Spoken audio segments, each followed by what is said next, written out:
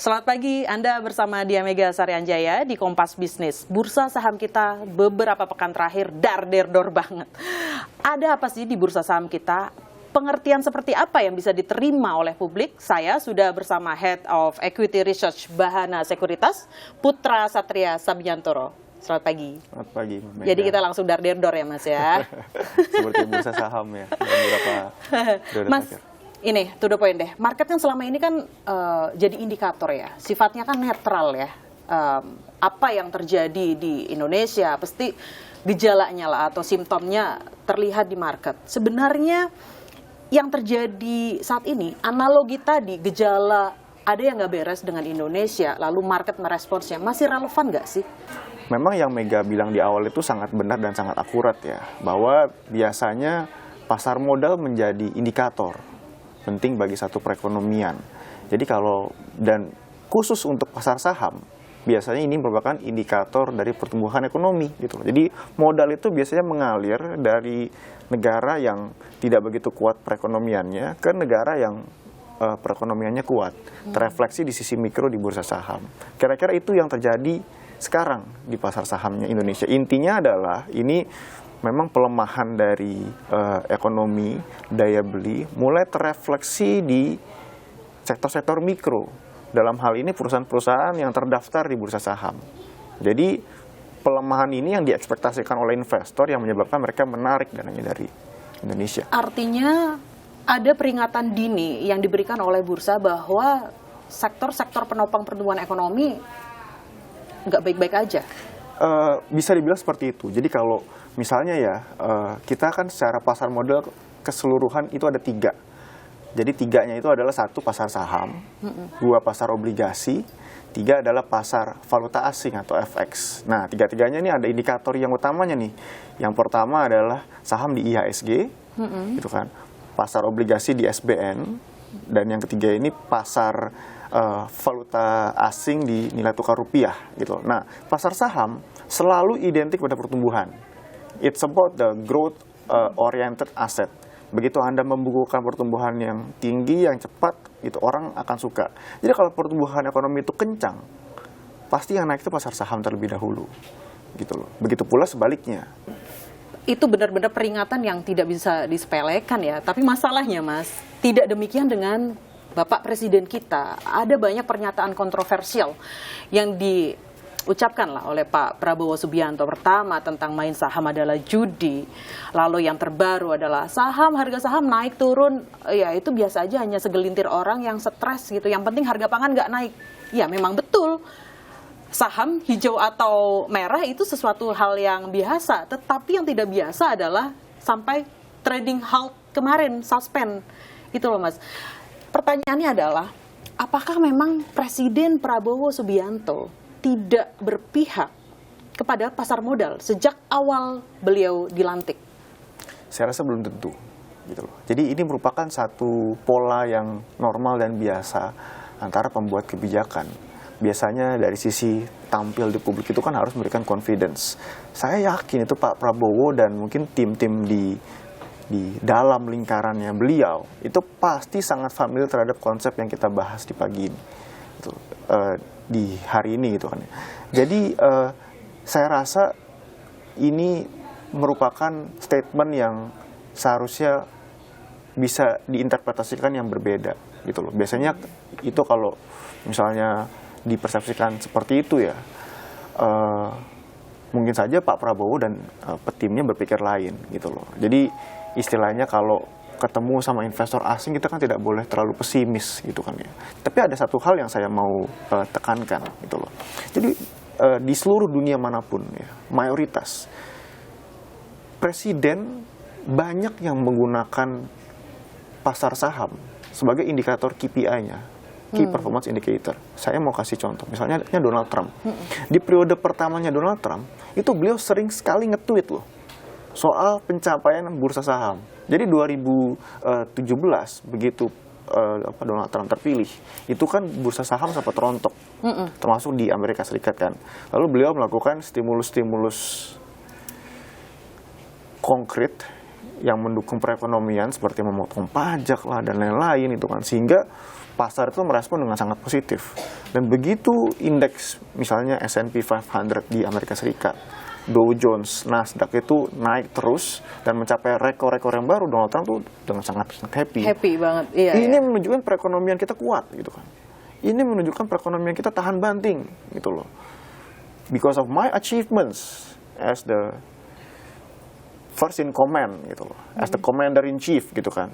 Saya jadi presiden, indeks bursa saham merespon positif gitu loh. Jadi responnya Pak Prabowo itu saya tangkap sebagai oke, mungkin pasar saham sekarang sedang turun, biarkan saya bekerja, biarkan saya dan tim saya atau bekerja gitu loh. Kita lihat apakah misalnya Pak Prabowo dalam hal ini bisa mengembalikan kepercayaan investor atau tidak gitu loh. Karena investor lagi-lagi selain bisa salah, terkadang sering juga bisa bersifat subjektif gitu loh.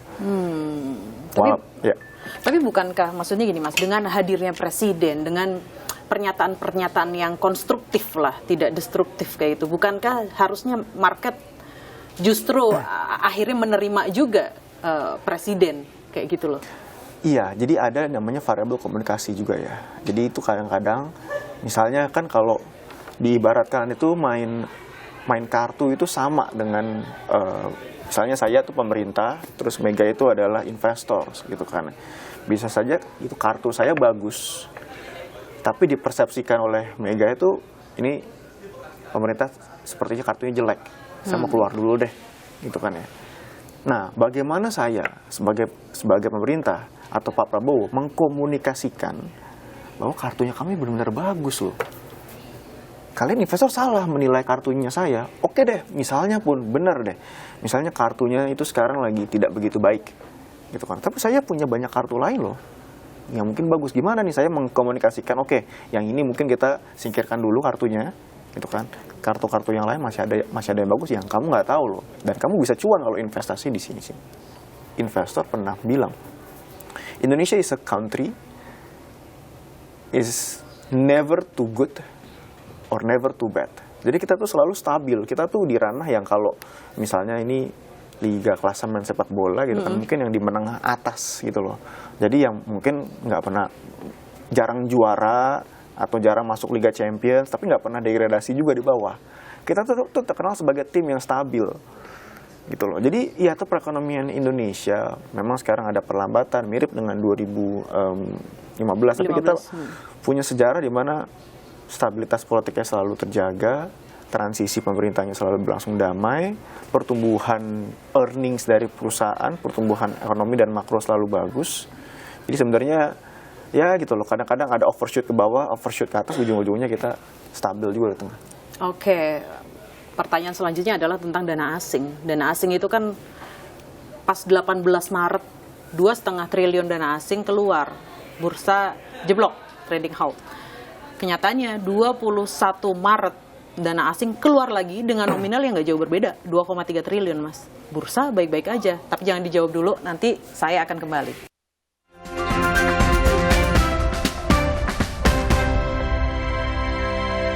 Apakah asing masih menjadi faktor yang sangat dominan terhadap naik turun sampai suspennya bursa?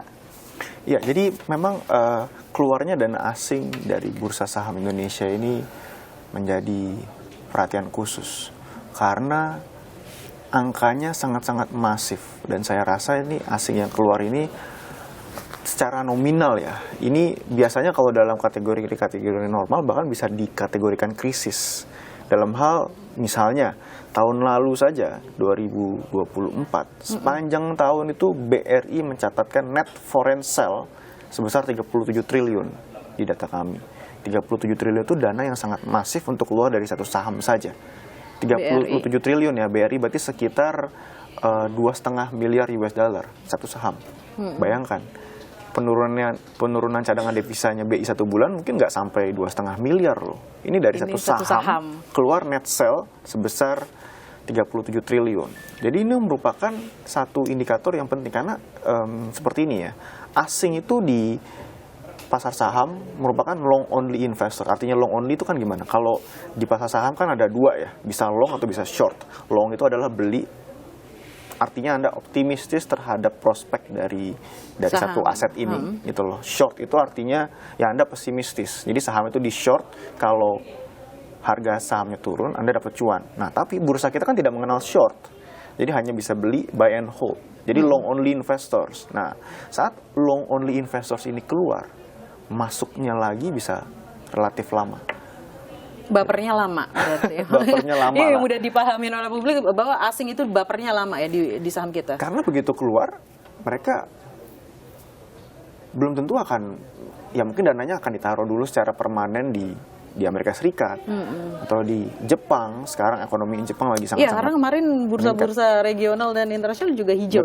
betul. Jadi ini sebenarnya dari sisi asing, ini adalah suatu tren jangka menengah panjang. Walaupun saya sebenarnya kurang setuju kalau misalnya diatributkan misalnya, oh kemarin indeks IHSG kita turun sampai minus 7% tuh, trading halt kan, kan minus 5 kan. Yep. Sempat setelah minus 5 itu minus 7 Turun lagi lagi, persen kan gitu loh. Wah, kalau punya portfolio saham pasti stres juga tuh. Punya misalnya taruh uang 100 juta gitu kan. Terus dalam satu hari itu kan minusnya 20%. Berarti berkurang 20 juta kan tabungan THR lagi kan. Gitu. Nah, gitu tuh. Tapi khusus untuk di hari itu walaupun keluarnya dana asing ini satu fenomena jangka menengah panjang, sebenarnya khusus di hari turun tersebut asing itu seharusnya tidak yang sebagai pihak yang disalahkan, gitu loh. Kenapa? Karena asing yang keluar itu sebenarnya di hari itu relatif minim, gitu loh. Jadi relatifnya minim, misalnya ya tadi kita sudah bahas BRI yang sudah keluar 37 triliun. BRI itu pada saat indeks bursa saham di pertengahan Maret turun 7%, asingnya hanya keluar 0,3 triliun atau 300 miliar. Nah, tidak mungkin ini satu saham, misalnya BRI waktu itu sempat minus 9, minus 10%, itu didorong ke bawah hanya oleh asing. Gitu. Jadi memang kalau diperhatikan, kan bursa saham kita itu sekarang selain ada saham-saham yang blue chips, ada juga saham-saham konglomerat nih, yang performanya tahun lalu itu spektakuler, bagus, sangat spektakuler, bahkan bagus merupakan satu understatement ya. Jadi saham-saham ini memberikan return 100 hingga 200% per tahun. Bayangin, kita nabung saham BCA aja naik 10% satu tahun aja susah gitu kan ya. Ini saham-saham konglomerat ini memberikan return hampir 2 kali lipat, hampir 3 kali lipat dalam setahun. Uang Anda mengganda. Jadi banyak investor-investor retail yang masuk di saham-saham ini. Tapi gini Mas, kalau kita ngomongin ya ternyata asing bukan sebagai driven yang bikin bursa jeblok kemarin, bukan driven by asing ternyata ya kan. Karena kenyataannya 21 Maret juga yang keluar banyak, bursa fine, nggak ada suspend kayak gitu. Pertanyaannya, lalu siapa nih kalau bukan asing kemarin turun? Apakah investor lokal ya karena ketularan panik aja, karena pada keluar ya udah saya keluar? Apakah memang seperti itu?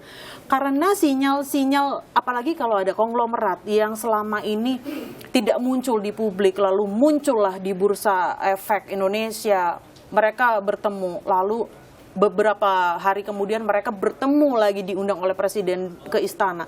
Bukankah ini menjadi hal-hal yang seksi ya untuk bursa kita, khususnya untuk saham-saham terafiliasi dengan konglomerat kayak gitu loh?